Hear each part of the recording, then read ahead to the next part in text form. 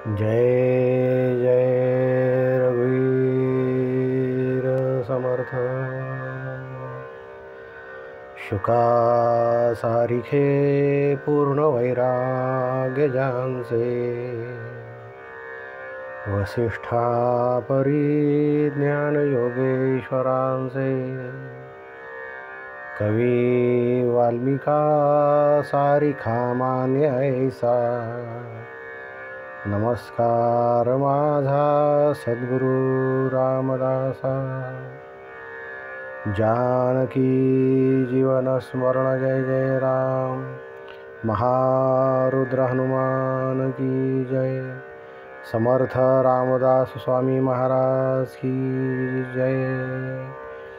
जय जय रघुवीर समर्थ।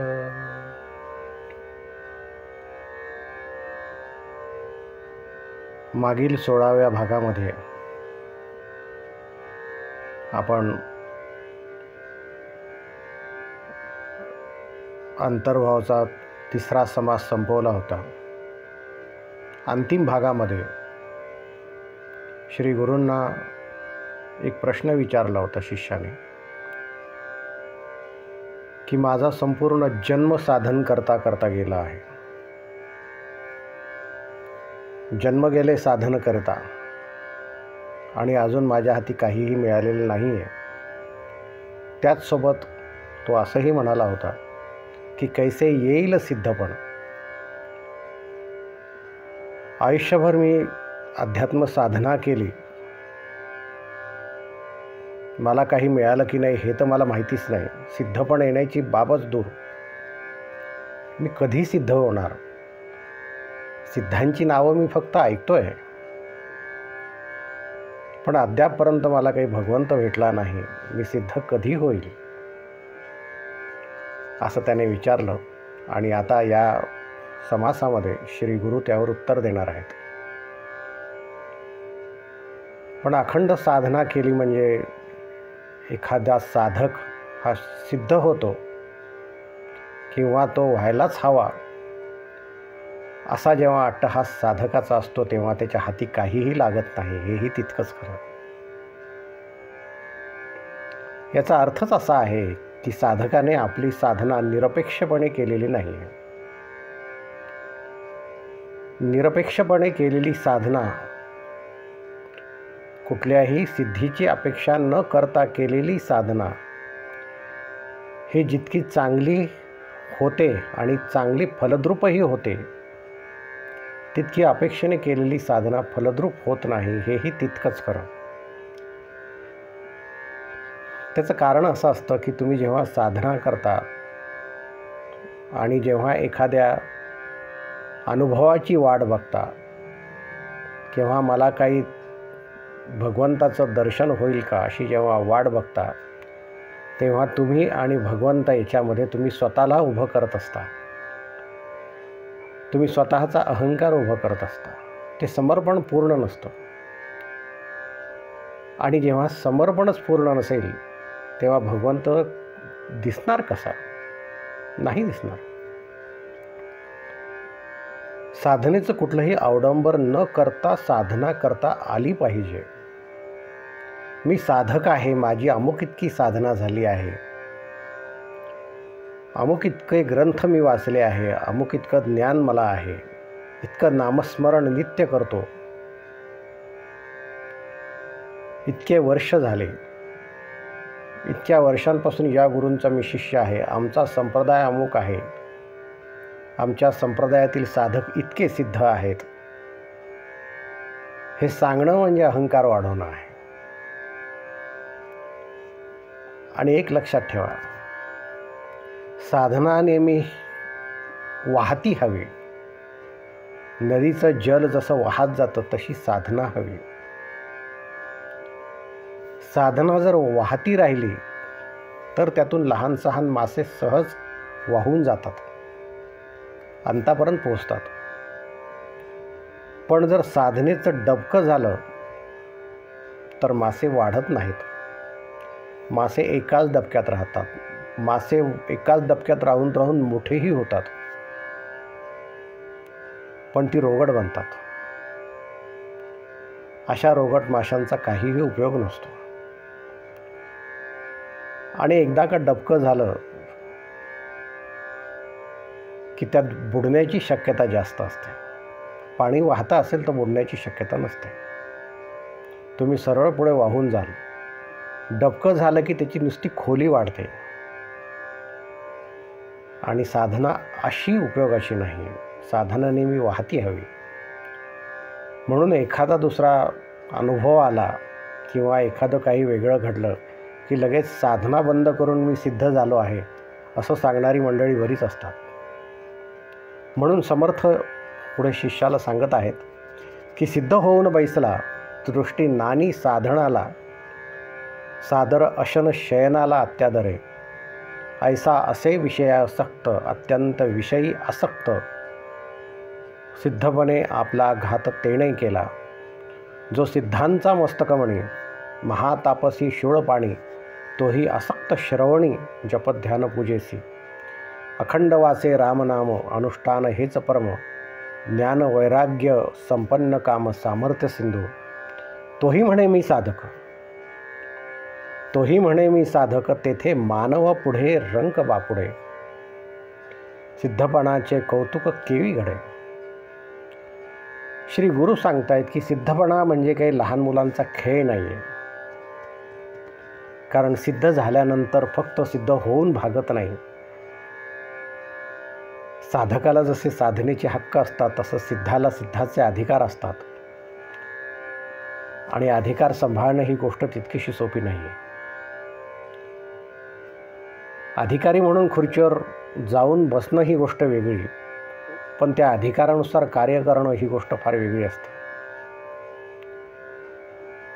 आणि अधिकाराचा मोठेपणा हा मनुष्याला अहंकारी बनवतो. एकदा अहंकारी झाला, सिद्ध होऊन बसला दृष्टी नानी साधनाला. एकदा मी सिद्ध आहे अशी किंचित जरी जाणीव माणसाला होऊ लागली की लगेच त्याला अहंकार बाधतो आणि तो साधनाच सोडून देतो.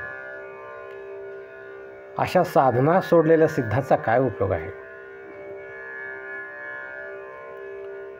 कुठेतरी काहीतरी तुमच्या हातून घडलं, 2-4 माणसं आली, त्यांनी तुम्हाला नमस्कार केला, 2-4 जणांनी सत्कार केला, म्हणून तुम्ही साधनेकडे दुर्लक्ष करू लागाल, याला काही अर्थ आहे? मग मी सिद्ध झालो, मला आता काहीही चालेल, सादर अशन शयनाला अत्यादरे, समर्थ सांगतात. जे नको ते तो कार्य करू लागला, वाटेल ते खाऊ लागला, वाटेल ते इंद्रियांचे भोग घेऊ लागला. आणि एकदा इंद्रियाच्या भोगाला गेला की सिद्धसुद्धा अधपतित होतो. सिद्धाचं सुद्धा अधपतन अटळ असतं. केलेली साधना पूर्ण वाया जाते. समर्थ सांगतात की ऐसा जो विषयासक्त, सिद्ध होऊने जो भोगात अडकतो असा विषयासक्त असेल तर तो अत्यंत विषयी आसक्त, सिद्धपणे आपला घात तेणे केला. अरे बाबा, तू साधक होता तेच बरं होतं. किंचित सिद्धपणा तुला लाभला आणि या सिद्धपणाचा फायदा घेऊन तू भोगू लागलास, तू अधपतित झालास आणि आपलाच घात तू करून घेतलास. काय हे? यापेक्षा साधक असताना तू बरा होतास. समर्थ त्याला उदाहरण देतात की अरे, जो सिद्धांचा मस्तकमणी, सगळ्या सिद्धांचा जो मुख्य आहे, सगळे सिद्ध ज्याच्या समोर नतमस्तक होतात, असा तो महातापसी शूळपाणी, असा तो रुद्र, हिमालयवासी असलेले भगवान श्री शंभो शंकर, तोही आसक्त श्रवणी जपत ध्यान पूजेसी. ते आपला सिद्धपणा कधी दाखवत नाही. अहो, मनात आणलं असतं तर संपूर्ण विश्व एका क्षणात नष्ट केलं असतं आणि संपूर्ण विश्वावर त्यांचीच सत्ता असते. पण ते तसं करत नाहीत. सगळ्या भोगांचा त्याग करून, त्या अंगाला भस्म फासून, वैराग्य एकत्रित करून, सगळं वैराग्य सोडून, सगळे भोग सोडून ते एकांतामध्ये राहतात. असे जे महादेव, तेही आसक्त श्रवणी. त्यांची आसक्ती असेल कुठे आहे? श्रवणात आहे. तेही अजून ग्रंथांचं वाचन करतात, शास्त्र ऐकतात. श्री रामनाम ऐकतात, रामकथा ऐकतात. जो सिद्धांचा मस्तकमणी महातापसी शूळ पाणी, तोही आसक्त श्रवणी जप ध्यान पूजेसी. श्री भगवान शंकरे श्री राम रामेती रमेती रमे रामे मनोरमे, तेही सहज सतत अखंडपणे श्री रामनाम मुखाने घेत असतात. तेही जप करतात, तेही अजूनही ध्यान करतात, त्या भगवंताचं ध्यान करतात, त्या निरुपाधिक ईश्वराचं ध्यान करतात. तेही त्याचा सन्मान राखतात, त्याची पूजा करतात. तेही भोगांपासून अजून दूर आहेत. जो सिद्धांचा मस्तकमणी महातापसी शूळ पाणी, तोही आसक्त श्रवणी जपध्यान पूजेसी. अखंड वाचे रामनाम अनुष्ठान हेच परम, ज्ञान वैराग्य संपन्न काम सामर्थ्य सिंधू. काय नाहीये भगवान शंकरांजवळ. भगवान शंकर हे सिद्धांचे सिद्ध आहेत. सर्व विरागांचे ते वैरागी आहेत. अत्यंत मोठं वैराग्य त्यांचं आहे. मनात आणतील तर दुसरं विश्व निर्माण करून देतील इतकं सामर्थ्य त्यांच्या अंगी आहे. वरदहस्त आहेत,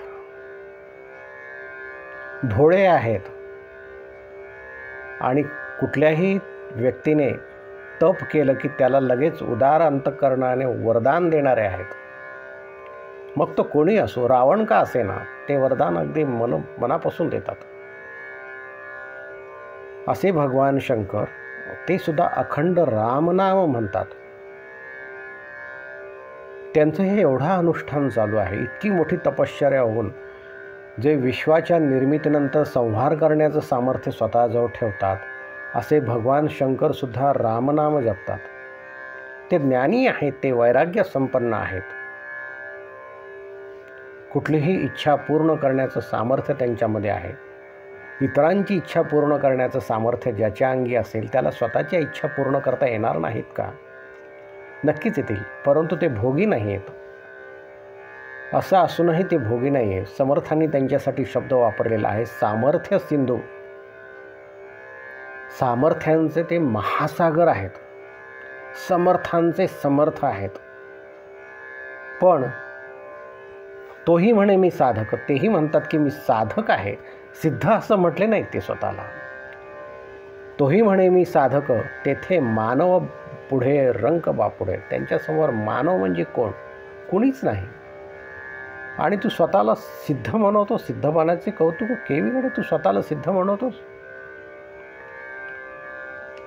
अर्धवट साधना झाली, तीही अजून साधना पूर्ण केली नाही, पूर्ण करण्याची क्षमता नाही, वाट पाहण्याची कुठलीही इच्छा नाही आहे. अशा परिस्थितीमध्ये तू स्वतःला म्हणतोस की मी सिद्ध कधी होणार. आणि ज्यांच्या मुखी अखंड रामनाम आहे, जे सिद्धांचेही सिद्ध आहेत, असे भगवान श्री शंकर श्री रामरायांचं नाव घेतात. आणि आपण काय सांगतो की जन्म गेला साधन करता, माझा जन्म साधन करता नेला. कैसे येईल सिद्धपण, केव्हा आतुडले समाधान, केव्हा मला समाधान लाभेल. खरं तर साधकाने भगवंताची भक्ती करताना काहीच मागू नये. भगवंताची भक्ती, भगवंताची सेवा करताना काहीही न मागणं, हेच खरं तर भक्ताचं खरं लक्षण आहे. त्याचं कारण असं आहे की भक्ती तुमच्या आयुष्यात तुमच्या हातून घडते आणि भगवंताची सेवा तुमच्या हातून घडते. हेच खरं तर तुमचं महत्भाग्य आहे. कारण ही सेवा घडणं, या सेवेतला जो आनंद आहे आणि हा भक्तीतला जो आनंद आहे, तोच साधकाला भगवत रूप देत असतो. म्हणून साधकाने कधीही साधना करताना भक्त आणि भगवंत याच्यामध्ये स्वतःला आणू नये. साधकाने मी आणि माझा भगवंत यामध्ये स्वतःला आणू नये. कुठल्याही अनुभवाची वाट बघू नये. जर ती वाट बघितली तर त्यामध्ये साधक स्वतःच्या अहंकाराला उभा करत असतो, हे लक्षात येतं. आणि मग साधना आपसुकच लांबते. खरं तर इथं श्री समर्थ रागावलेले नाही आहेत. ते न रागवता आपल्या साधकाला साधनेतील एक महत्त्वाचा अडथळा सांगत आहेत. साधकाचा अहंकार मध्ये कसा येतो ते सांगत आहेत. यापुढे अजून श्री समर्थ काय सांगणार आहेत आणि मूलभूत काही गोष्टी साधकाने ज्या समजून घ्यायला हव्यात त्या कोणत्या आहेत या आपण पुढील भागात बघूयात. तोपर्यंत आपण इथे थांबूयात. जय जय रघुवीर समर्थ.